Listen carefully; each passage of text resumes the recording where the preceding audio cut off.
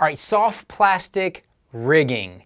Soft plastics can be a little confusing because there is a million different ways to rig a soft plastic fishing lure. So I've got a handful of the basic ones right here, and we're gonna do basic soft plastic rigging, okay? All right, this is what we're gonna do. We're just gonna go basic. We got 1, 2, 3, 4, 5, 6, we'll call it 6A and 6B. So we got 6 different ways. You stick to one of these 6 different ways, you're probably going to be able to catch fish almost anywhere you go on soft plastics. So here are the basics right here. Number 1, we're gonna start with the Texas Rig. One of my good friends, Mr. Texas Rig, basically all a Texas Rig is a worm weight, usually it's a bullet style, up above, and then it's got a hook below, and then you're going to rig your soft plastic so that it stays straight, no matter if you've got a ribbon tail or if it's a creature bait, anything like that. And if you want to go a step above and you're going to throw it into thick cover, you know, like a thick laydown or some grass or something like that, you can put one of these rubber bobber stops right above that so that your weight does not go flying up the line. You can do that. If you're just going to be casting and just kind of dragging it through light cover, you really don't need that bobber stop. But if you're going to be throwing it or flipping it into heavy cover, that's the way to do it. This is a Texas Rig. The Texas Rig really shines, kind of as I already previewed, when you're going to be throwing it into brush piles, throwing it around thicker cover, bringing it through that cover where those bass are living, and where those bass are living around. You can be throwing it in those areas and you're not going to get hung up because your bait is going to be able to come right through and not get all snagged. So that's your basic number 1 Texas Rig right there. Good friend of mine caught a lot of fish on that Texas Rig. That's a Missile Baits Quiver 6.5, but like I said, you can use any soft plastic in a Texas Rig fashion. Number 2, probably one of the most versatile ways to fish, and a lot of people thought that when it came out it was strictly a finesse technique, and now this is the drop shot, and I have got, this is a finesse type rig because we've got the little baby drop craw on there. We've got and basically all a drop shot is a hook tied onto the line, and then you're going to take your tag in, the way you tie onto the hook, take that tag in, put it back through the hook eye. That's a big deal. Back through the hook eye, and then you're going to put your weight anywhere from 3, 4, 5, 6 inches, 8 inches, maybe even 24 inches below your hook. So that's what's called a drop shot. And that drop shot is really good when you want to get the bait off of the bottom. It is not the best when you're throwing it into really thick cover, but you can still, say Texas rig your bait like this drop craw is. It's Texas rigged on there, so it's not going to get snagged up too bad. But still, if you don't have that weight in front of it to where all the pull is coming in a straight line, you're probably going to get hung up a little more on the drop shot than you would with the Texas rig. So the drop shot is really good when you want that bait up off the bottom. Who knows when that's going to be? It could be when you're fishing around grass. It could be when you're fishing more open water, because that presentation allows that bait to sit up off the bottom. It's easier for those fish to see it, realize it's something they want to check out, and they're gonna swim right up to it. A lot of times they'll just eat that bait right there. Drop shot is really good sight fishing, bed fishing, or pond fishing, anything like that. Anything where you've got a lot of muck or a soft bottom, your weight will get all mucky and nasty, but the bait will stay up above it. And so that's one of the times that the drop shot really shines. Like I said, a huge fan. I've caught thousands and thousands of fish on both of those rigs. Those are probably the first 2 that you're going to want to learn.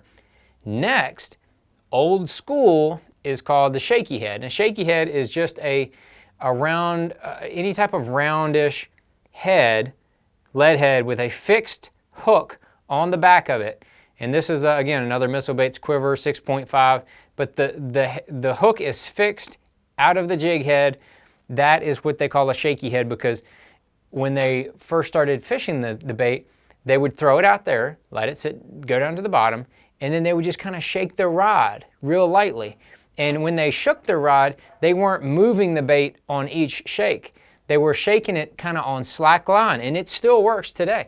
You just kind of shake it on slack line, and every once in a while, it'll put enough pressure on that bait to where that bait will just kind of barely quiver. It'll just kind of barely pulse. It'll barely move up like that. And if you put a little too much, maybe it'll just kind of hop up and hop back down. And a lot of times that little subtle movement every few seconds drives fish crazy. It's a really good technique in open water, hard bottoms, places like that. It will come through some light brush. Heavy brush is a no-go for the shaky head, because what happens is it gets around one of those limbs and then the head will roll over, and then the hook's gonna get hooked up on the limb. So it's not the best in thick cover shaky head. Good around rocks, really good around rocks, lighter, hard bottoms, things like that. That's what you're gonna wanna use for the shaky head. In recent years, the Ned Rig has become extremely popular. And if you look at it, it looks just like a shaky head, but you got a little stubby bait on the back. Now this is a Missile Baits Ned Bomb. The Cinco cut in half, or a little chunk of it on there, has been very popular. The Finesse TRD from Z-Man, wildly popular. Probably put this technique really on the map. That's, it looks a lot like a little stubby version of a shaky head. So you think you would fish it the same, but oh no, that is not the case. That's not what you're gonna do.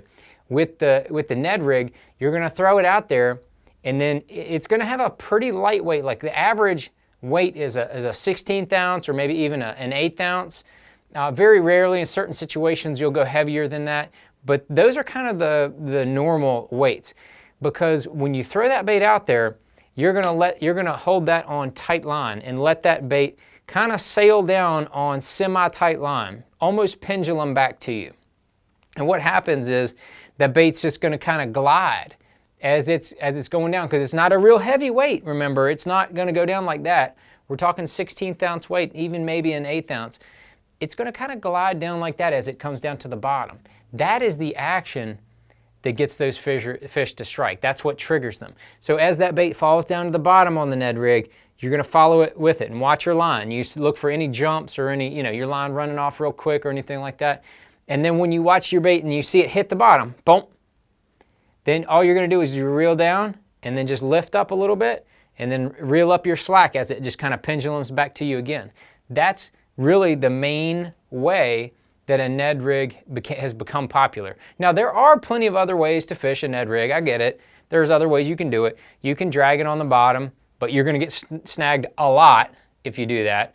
If you even look at a brush pile with an open hook, that thing is gonna get snagged, because that's not the way it was designed to be fished. It was designed to be fished by what they call lift and glide. Lift it, let it glide, lift it, let it glide. If you try that with your Ned Rig, you will definitely catch more fish. So we've gotten through 4 of them. The 5th one is one that's a little newer, a little more unfamiliar, but it's called the Necco Rig. It's not the Nico Rig. The Nico is more fun to say, but the Necco, it's basically kind of a wacky style. So you've got a hook kind of harpooned through the middle of a straight worm. This is another Missile Baits quiver, but you could use a you zoom trick worm or anything like that.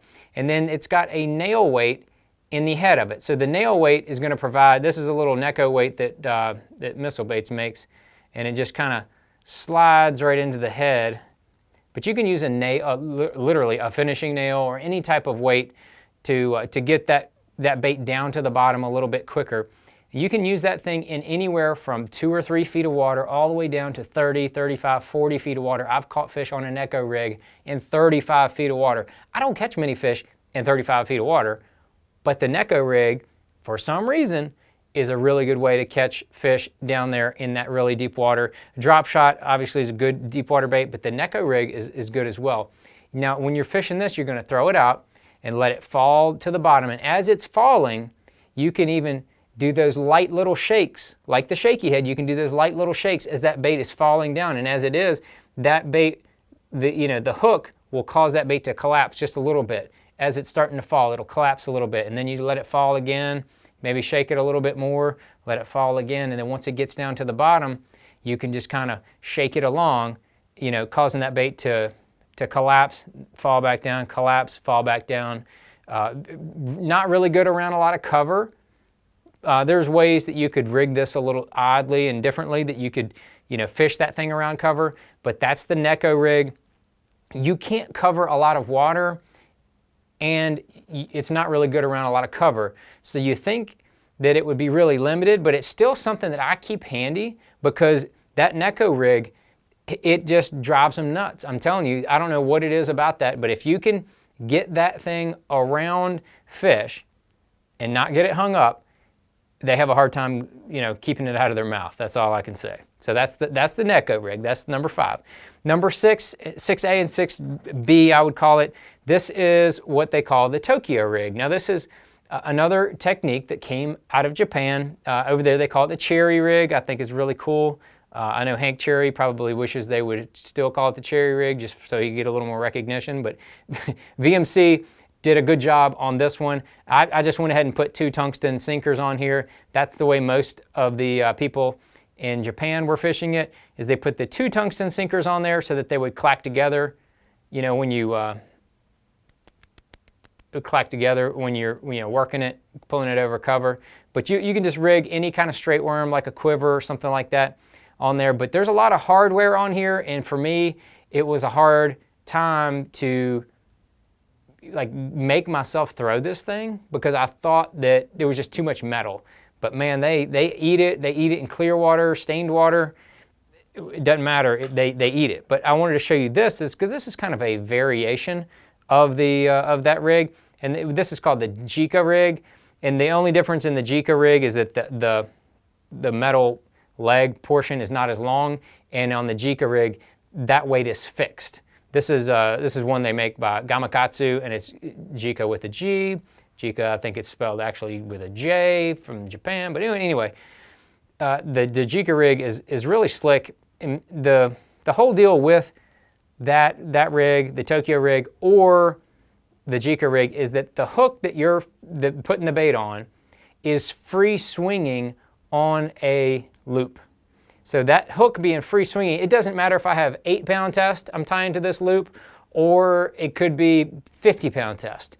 This bait is going to have the same action, and it's going to roll around the same way, in the water. It's going to have the same type action. So you can really get away with throwing a little bit heavier line and still having the bait have a free swinging, natural type motion. And again, it's up off the bottom, and it's a horizontal presentation. The Tokyo and this, it's almost like a power drop shot, if you will, but it's different. It functions differently than a drop shot, so that's why it's its own category. Again, this is the Jika rig. Gamakatsu makes this bad boy right here. And obviously I like Gamakatsu hooks. They're really good, really sharp. I've caught a ton of fish on them. But that's the Jika rig right there. So that's kind of the first 6 soft plastics rigging techniques that I think you should learn, and then you're ready to go out there and tackle pretty much any situation that you're going to see out there on the water.